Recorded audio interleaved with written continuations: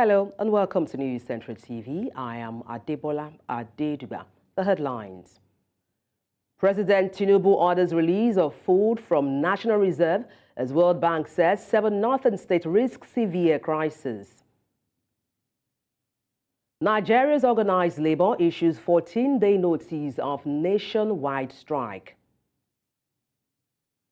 Civil society groups in Senegal call for mass protest against election postponement.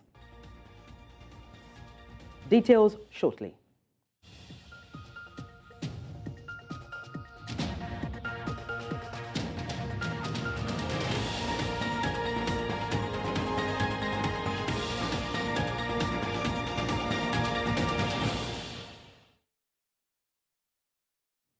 President Bola Tinubu has directed the immediate release of over 100,000 metric tons of assorted food items from the Strategic Reserve and the Rice Millers Association of Nigeria as a short-term response to the rising food shortage in the country.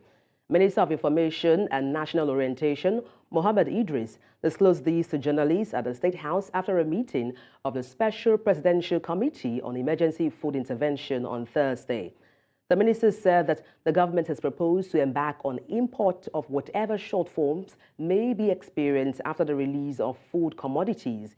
He adds that the government will mete out appropriate measures on food hoarders, adding that emergency require emergency measures to ensure food is available to Nigerians. The World Bank says 7 states across the northwest and northeast regions of Nigeria may suffer food crisis due to high levels of insecurity and armed conflicts that has reduced the standards of living across the region. The states are Borno, Adamawa, Kaduna, Katsina, Yobe, Sokoto, and Zamfara state. This is coming amidst plans by the government to cultivate 323,000 hectares of farmland producing wheat, rice, maize, and cassava for the 2024 dry season farming.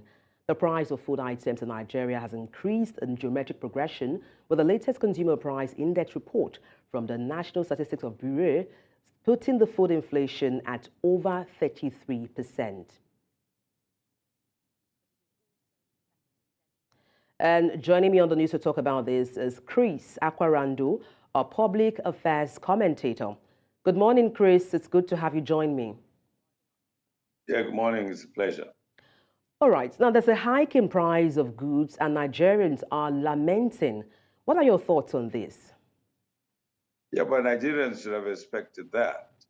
When you have insurrections everywhere and then farmers are not able to farm, when Nigerians don't take farming seriously, when the government has not done what it should to encourage people to farm, when you have a large percentage of the population engaged in just trading and then leaving a few people to farm, when a lot of people are rushing to the cities for white-collar jobs and they're not thinking that we need a feed, when we import every single thing we consume, what do you expect? Of course, you should expect scarcity of food. When everybody is chasing the dollar, what do you expect? Scarcity of food. When everybody is cheating in government, what do you expect? Scarcity of food.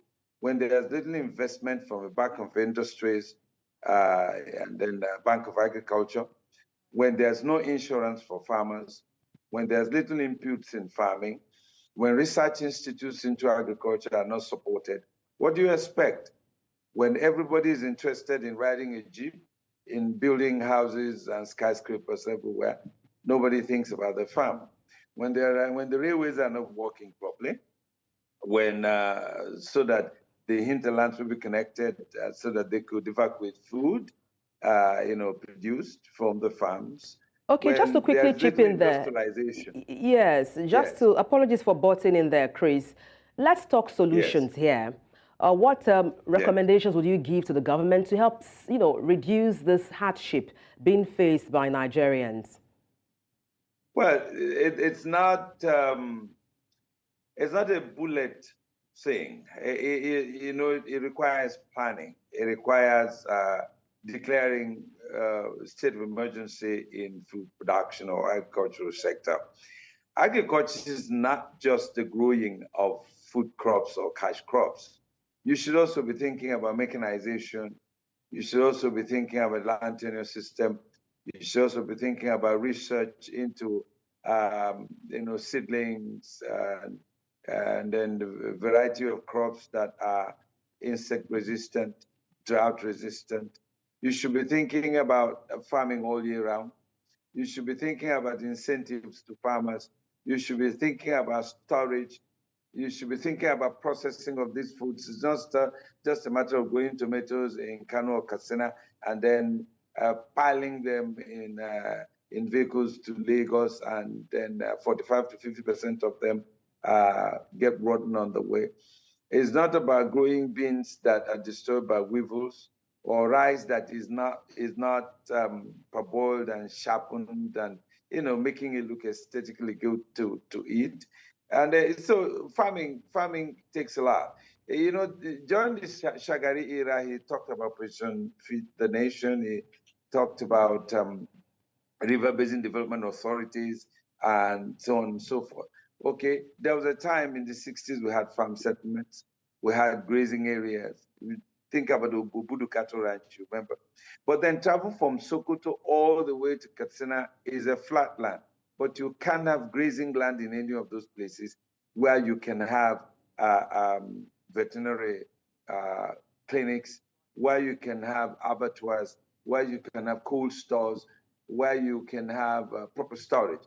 Okay, now, if these things are happening in a country that has enormous land and then human capital, it's just out of lack of planning. The various governments in this country have not planned for agriculture. People become professors of agriculture doing nothing. Look at the research institutes and the products of their researches. How are we using them in the production of food? Let me tell you the basic problems of this country. Feeding itself, that's important. Protecting itself, the second. Educating itself, that's third. And then industrializing itself. So when you have political abracadabra, what do you expect? That's what's happening in this country. That's the problem we have. We must declare food emergency. We must get people back to the land. We must stop all these emergency millionaires and billionaires who do illegal mining, and then when Let's they are chased out examine. of their mining grounds, everything starts, they're gone. If I What may did you quickly say? ask you, Chris, let's examine for a moment the measure, being given by the Trade Union Congress and also the NLC, Nigeria Labour Congress, saying that the government must revert back to the old prices of goods and commodities, else there'll be a strike. What do you make of it? That's absolute nonsense. Do you have the food? You must first of all have the food before you begin to think about pricing. You must think about the cost of living within the country itself. You must think about transportation. You must think about the road networks. You must think about expanding the rail system to various towns and then villages, so that when you have link-up roads, they could then take those things to the railways and transport them through the railways. You must think about irrigation. So in drought-ridden areas, in flood-prone areas, you must think about how to channel the water to the farms. You must also think about the land tenure system within the country. Obasanjo in 1976, did something about the land tenure system. But then you must also identify who are farmers, who are the real farmers. Then you must give them incentives. I know that there is some level of subsidy in agriculture in Nigeria, and in fertilizer, so on and so forth. But where are the fertilizers being produced? What is the quantity of fertilizers being produced in Nigeria? Okay, who gets this fertilizer? How do they get this fertilizer? In those days, we used to have extension services. Do we still have them? Right? In those days, in schools, remember, every agriculture student, every science student had a farm. Okay, a small farm like this. Okay, now if you have that, and then everybody tills the land that's around the person, you begin to grow what you eat to an extent. Okay, then we need to expand the rural areas in terms of having access roads to those areas. You see, it's not just about TUC and LSC saying what they like. You can't regulate such things. We used to have what we call price control boards, okay, in the 70s and 80s. We need to reintroduce them, okay, so as to do away with profiteering. Okay, you just get Ugo from Mumunede to Onisha, and then you begin to sell that in dollars. Now that's a problem, isn't it? That's profiteering. So we need to check profiteering in everything we do, including being in government itself. So it's not just about grandstanding, though. That doesn't make sense, does it? Now, the president has recently ordered the rollout of 42,000 tons of grains. I'm talking about wheat, rice, and gari from the reserve. Do you think this will have any impact whatsoever on alleviating the hardship of Nigerians? It will make impact, yes, but what level of impact? Okay, we are about 220 million plus people in Nigeria, so who gets it? How do you distribute it? Okay, we have millions of Nigerians living below $1 per day. How do you get across to them? Okay, how do you know those who need these things? The problem. But yes, it will make impact, probably 0.7%, 0.5%, yes, but it will. That's good. There's nothing wrong with that. It's done everywhere. It's done in the United States. It's done everywhere in the world, okay? But what's important is declaring food emergency so that everybody gets involved. Yes, I want you to speak a bit on that, Chris. When you said declare a state of food emergency, what exactly do you mean by that? And how feasible is that? What I mean is that in all parts of this country, different things are grown. Take, for instance, Benue, Kogi, Enugu states, right, where you have fruits, for instance. When these fruits are in season, people get them, okay? But when they're out of season, or when they're in season, a lot of them rotten away, okay? So why don't we have processing industries? In Benue, how many processing industries do you have? In Kogi, how many processing industries do you have? In Enugu State, how many processing industries do you have? Just for fruits alone, okay? Now, look at things like yams, potatoes, okay? You get them from Plateau, Nasarawa, Niger, Abuja, okay, Kaduna, okay? What do we do to process these things into pellets, into what they call pounded yam flour?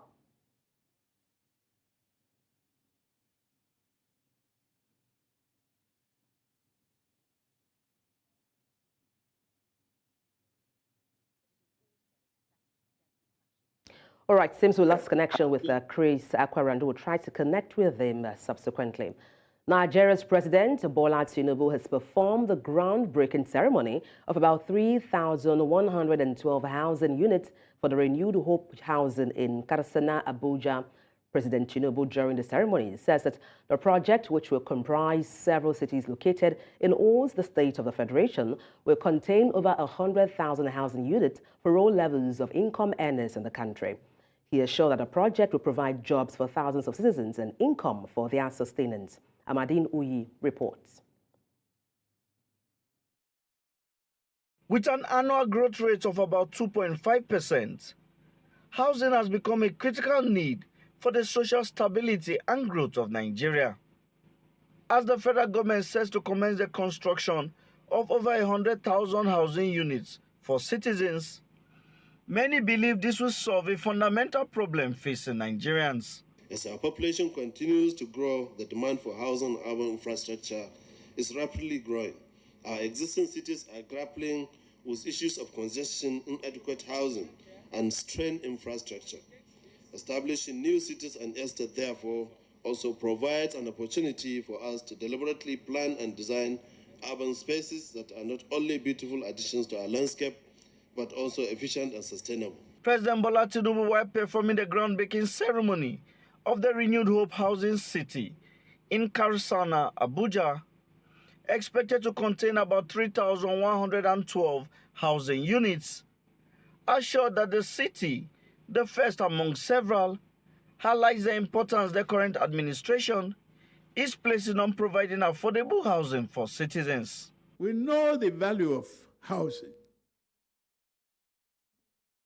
We appreciate the fact that it is an elixir for economic prosperity, job creation,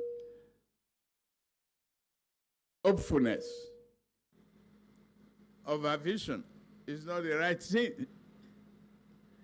The best thing we are doing now is putting housing on the front burner of our needs. He says that the project will provide jobs to thousands of Nigerians, improving their livelihoods. From this site, granite seller we eat. From this site, water seller we make a living. From this site, nail sellers, carpenters, all those, roof makers, we make a living. The Minister of Housing took time to give details of the project. Under Phase 1, Your Excellency, we plan to deliver a total of 50,000 housing units across Nigeria. The cities will have 1,000 housing units per site in one location in each of the cities of local zones of the country and FCT, while the estate will have 500 housing units per site in the remaining 30 states. The funding for this project will come from a mix of sponsors, comprising the Federal Ministry of Housing and Urban Development budgetary allocations, the Federal Mortgage Bank of Nigeria, the estate development loan they are having, and the public-private partnership with retail developers. The project considers Nigerians from all income brackets, including high, medium, and low-income earners, and will make provisions for those willing to pay yearly through mortgage to acquire the houses. In Abuja for News Central, I am Amadin Uyi.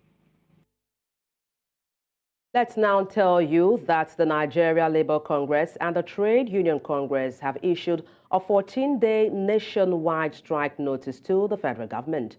The union said that a 16-point agreement that was reached on October 2, 2023 between them and the federal government has not been implemented. The national leadership of the TUC and NLC expressed sadness that the government appears indifferent to the widespread suffering and adversity in the nation, despite their attempts to maintain industrial peace. NLC and TUC in a statement lamented that it is regrettable that they are compelled to resort to such measures, but the persistent neglect of the welfare of the citizens and Nigerian workers and the massive hardship leave them with no choice. Earlier, we're joined on the news by Peter Esele, former TUC president. That most times Nigerians, when Nigerians hear of ultimatum or a planned strike, our first take is that, oh, there's going to be a strike. When you issue an ultimatum, it's an invitation, let's have a discussion. Let's do a review of our last meeting.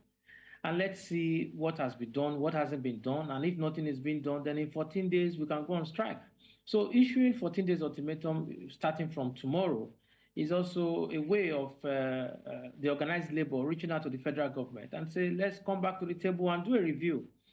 And now none of those agreements that were reached have been implemented. The 35,000 naira wage increase by the federal government has not been implemented. So that's also part of what organized labor is all about. And then we also don't have a new national minimum wage, and negotiation to that has also not kicked off. So there's a lot of things that labor is worried about. And then standard of living continues to go down. You're live with News Central TV. Let's take a short break. Stay with us.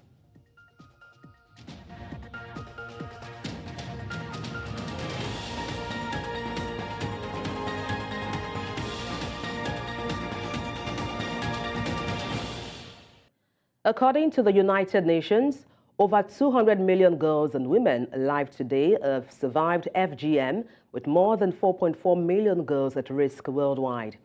A Nigerian gynecologist has underscored the critical need for implementing laws to combat female genital mutilation, FGM, in Nigeria. Speaking in Abuja on the occasion of the International Day of Zero Tolerance for Female Genital Mutilation, Dr. Nathaniel Adewale at the University of Abuja Teaching Hospital, Gwagalada, emphasized the necessity of legislative action to deter these harmful practices, highlighting the severe health risks associated with FGM, including severe infection, chronic pain, infertility, and even death. Dr. Adewale stressed the imperative of raising awareness at the grassroots levels about the dangers and complications linked to FGM.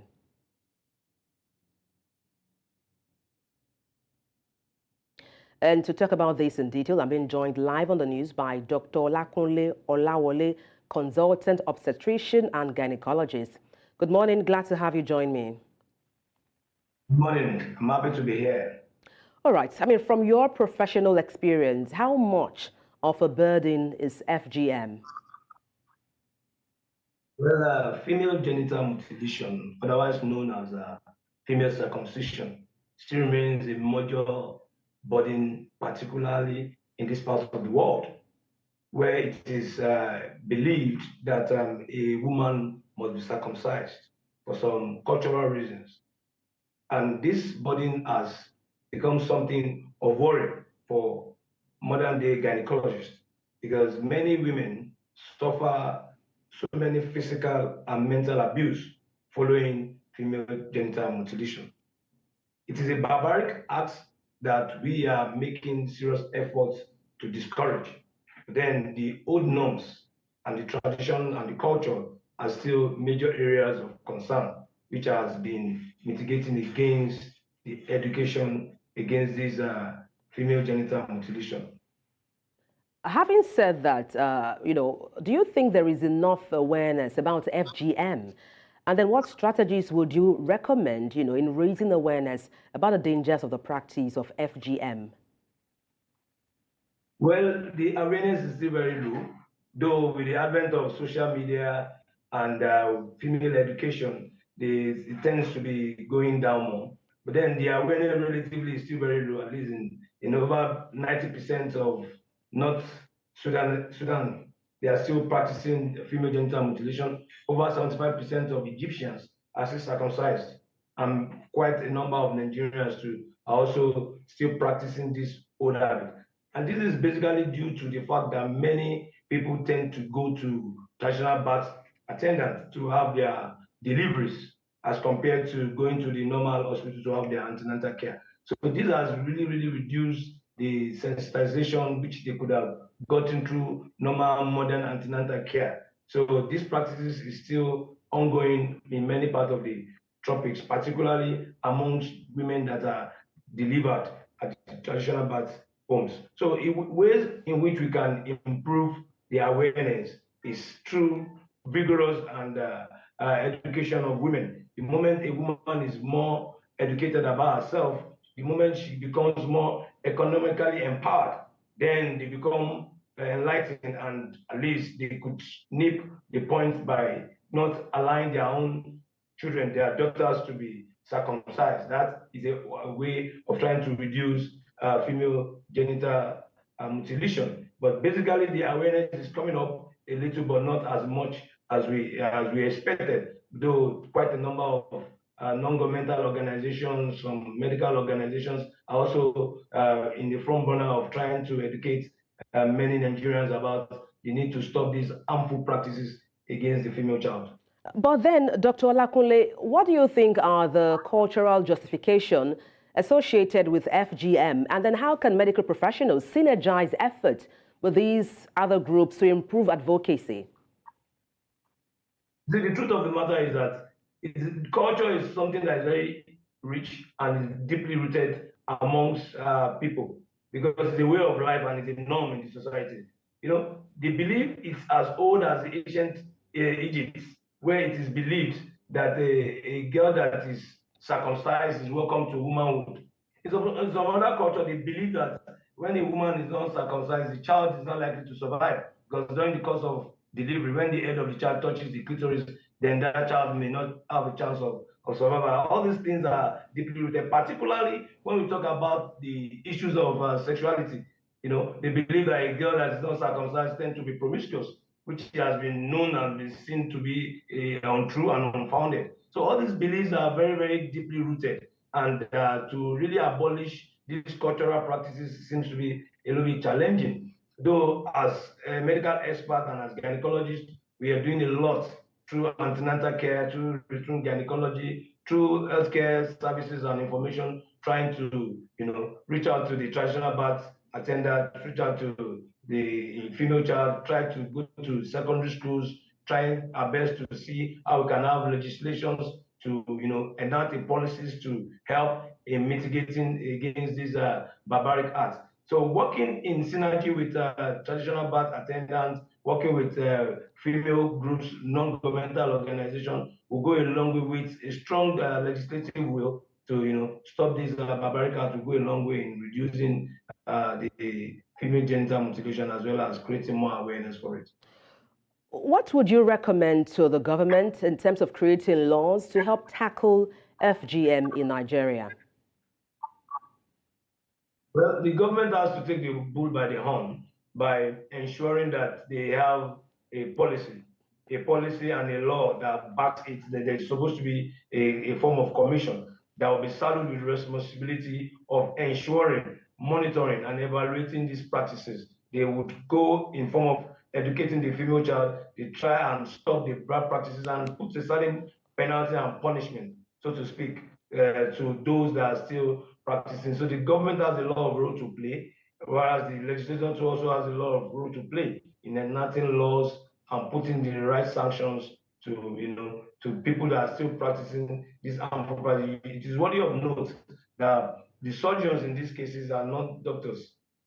So these people are non-doctors. They just bring a girl child to a traditional birth attendant, and where these things are done to them. You understand? So a lot of effort needs to be done by the government. A lot of legislation will needs to be put in place to put a check to these harmful practices.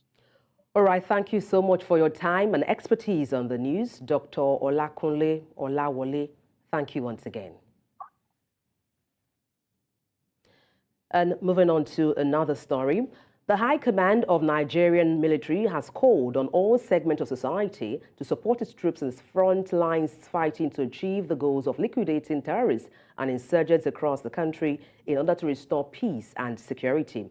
Director, Defense Media Operations, Major General Edward Buba made a call during a bi-weekly press briefing on the ongoing military operations. He describes the current security challenges as self-inflicted and called for a collective effort to tackle the present challenges faced by Nigeria. It's got beyond us with our resilient spirit to quench the fire of violence across our country.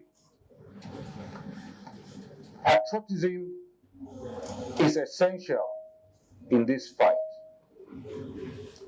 I will also add that unity is key to our victory in overcoming the security challenges confronting us as a nation. Indeed, it must be said that militaries do not go to war. Rather, it is nations that go to war. Our nation is at war. And when you talk about war, war comes with complex and ugly incidents, some of which we are witnessing in the country. Troops of the Nigerian army said they rescued 18 female kidnapped victims from their captors and handed them over to the Katsina state government. And this is coming days after 55 wedding guests who were said to be escorting a bride home along the Damari town in Sabuwa local government area of the state were kidnapped by suspected bandits. The brigade commander, 17th Brigade of the Nigerian Army, Katsina, Brigade General Oluremi Fadairo, said the soldiers took a rescue operation to the bandits' enclaves at Yentukmaki and Danali Forest. He explained that the troops successfully engaged the terrorists in a gun battle, after which they successfully rescued the victims. Staying with security matters, Chairman, Chief Executive Officer of Nigeria Anti-Drug Agency, Brigadier General Mohammed Buba Marwa, has tasked zonal commanders, state commanders and area commanders of the agency to go all out and smoke out drug barons still in hiding and dismantle their cartels. He said it is part of ongoing efforts to totally cut off drug supply to elements involved in criminalities across the country. The NDLEA boss gave the charge in his meeting with directors and all commanding officers of the agency at its national headquarters in Abuja. He said no efforts must be spared to remove illicit drug equation from the security challenges facing the country. We are ourselves part and parcel of the solution to the insecurity, because if you cut the access and availability of drugs to the criminals, you will effectively tamper with their nefarious activities. And so we're going to plead for increased funding to do more things in support of the fight against insecurity, and I trust that the President will give us a listening ear, because he's very interested in the progress of the NDLEA. This year, we want to raise the bar of our performance, and that calls for having commanders who are up to the task, who are up and doing. Our jobs are clearly defined. We must clean our streets and communities of illicit substances. We all are witnesses of the upsurge in kidnapping and such vices in society. This means also that NDLEA must remain upstanding. For those who have been watching and listening, recently the upsurge of kidnapping, in their demands, apart from money, what else do they ask for? They ask for drugs. So in one sense, it means NDLEA is working, because before they don't ask for it, because it's available. But now they can't access it like before, or it is very expensive, more than before. So, business-related story. Nigeria's treasury bill yields across short, medium, and long-term tenors have risen significantly as the Central Bank of Nigeria, CBN, offered higher interest rates in its latest auction. Analysts have attributed the spike to the CBN's bid to stem the decline of the naira, mop up liquidity, and attract foreign portfolio inflows. In this report, News Central's Perpetua Fasome Peter spoke to some financial market analysts who shared some perspective on these developments. In a bid to boost dollar inflows into the economy, Nigeria's central bank on Wednesday this week sold a record 1 trillion naira in treasury bills to both local and foreign investors at rates that were nearly twice the level of previous offers. Yields on the offering rose to 19%, the highest in 12 years, from 11.5% at the previous auction. A total of 1 trillion naira was on offer, but was oversubscribed as investors staked a whopping 2.3 trillion naira. The one-year bill on offer for 600 billion naira recorded a massive 1.8 trillion naira subscription, out of which the central bank sold 908.7 billion naira. There are information that foreign investors are currently already trooping into the market. So what it will mean is that it will attract more FX flow into the country, and also it will actually stop people from actually speculating. I think that's probably the biggest dilemma that the central bank faces. There's significant naira liquidity, and it has to find a very efficient way of mopping that up. In terms of direction, we can be clear that the central bank is looking at a tighter monetary policy environment. Whilst it's positive for FPIs, I do not expect that we're going to see a significant recovery in FPIs until the second half of the year. While it is believed that this will lure foreign investors, some market players fear that this could also crowd out the private sector from raising funds in the same market. At what rate do you think a corporate will come and issue commercial paper as we speak? And don't also forget that for commercial paper, there's also withholding tax. So it means that by the time you are grossing everything up, you mean the people will actually be looking for close to about 27 to 28% to actually invest in in a corporate instrument. And this will not be too good for corporate organizations that are actually looking to come to the market. The crowding out of the private sector is an inevitable direction that the country has to go towards. But it's the pain that we have to go through in the short term to be able to equalize the level of liquidity that we have. But what implication does this have for Nigeria's debt stock and servicing? There is no short-term fix to that. There has to be a long-term plan that sees the country go towards a sustainable debt level. Now, how do we get to a sustainable debt level? It's increased revenue collection, ensuring that the government actually can, service the current debt that it has. The central bank's decision to hike interest rates raises some questions. While it aims to attract foreign investment and stabilize the naira, the potential impacts on businesses and the national debt stock requires careful consideration. In Lagos, for News Central, I am Perpetua Fasami Peter.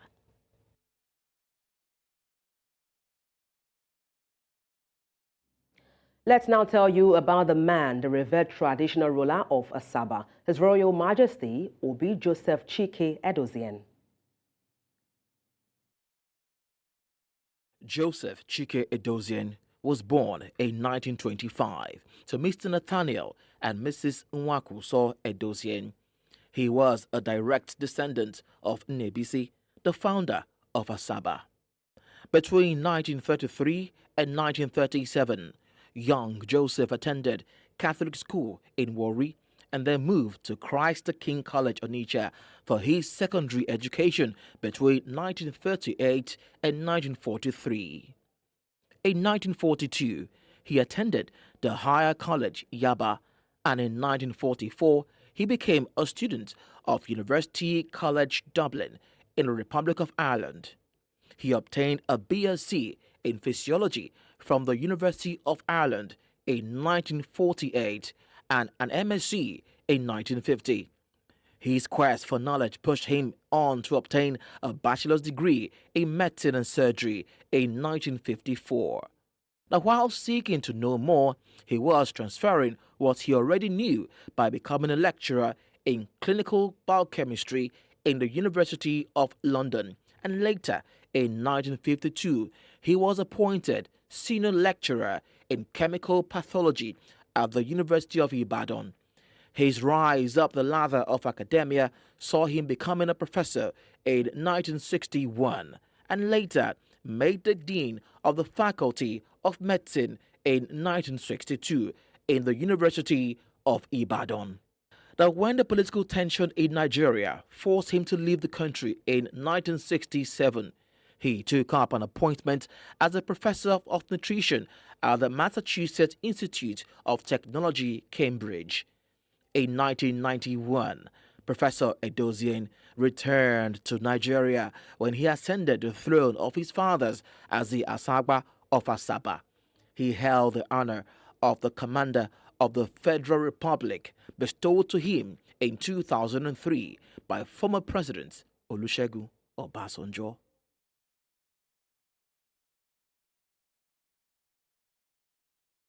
We head to Senegal, where a collective of Senegalese civil society groups on Thursday called for mass mobilization against the delay to this month's presidential poll, outlining a series of planned actions, including a protest and strike. The normally stable West African nation has plunged into its worst political upheaval in decades after lawmakers backed President Macky Sall's decision to postpone the February 25 election, now scheduled for mid-December. The collective includes some 40 citizens and religious and professional groups, including several education unions. The speakers at the event also mentioned a call for a general strike on an unspecified date and a walkout in the education sector from Friday.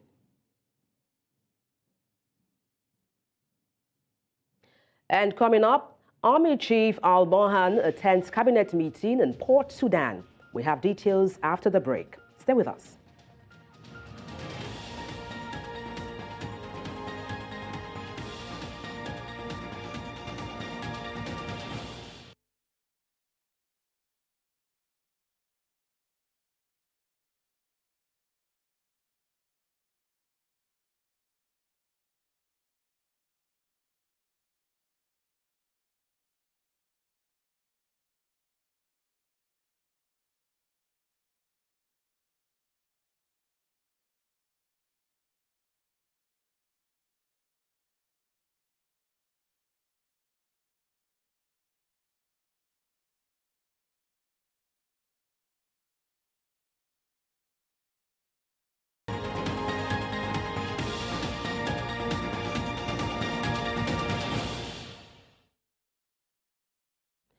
In East Africa, where Sudan's Army Chief, General Abdel Fattah al-Burhan, has attended the cabinet meeting in Port Sudan a day after agreeing to meet in United Nations brokered talks.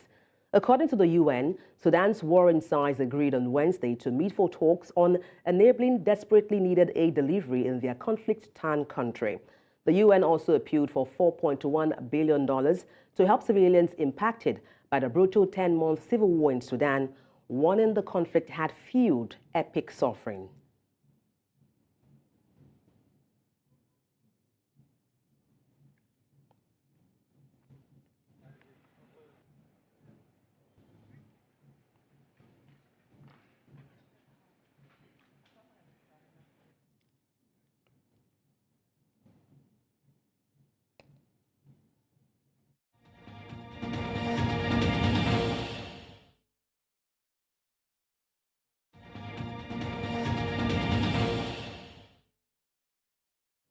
And for sports stories, Udo Kaunjoko has details.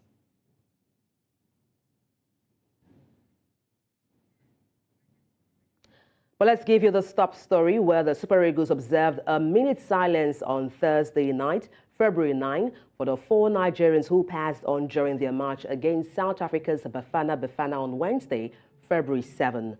An APC chieftain, Kario Ojugbo, an Ivory Coast-based Nigerian businessman, a 7 NYSC member, as well as the deputy bursar of Kwara State University, Malete Alhaji Ayuba Abdullahi, all died on Wednesday night, February 7, while watching the semi-finals between Nigeria and South Africa in the ongoing AFCON.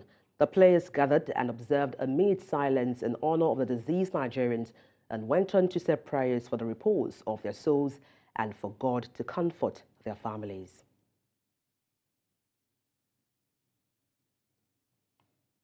Nigeria's women's basketball team, the Tigers, defeated on the news at this hour. But before we go, let's take a look again at some of the major stories. President Tinubu orders release of food from National Reserve as World Bank says 7 northern states risk severe crisis. Nigeria's organized labor issues 14-day notice of nationwide strike. Civil society groups in Senegal call for mass protest against election postponement. Send your eyewitness report to the WhatsApp number on the screen and follow us on social media. We are at News Central TV. You can watch us live on DSTV, channel 422, Star Times, channel 274, Avo TV, and YouTube. Many thanks for watching. I am Adebola Adeduba.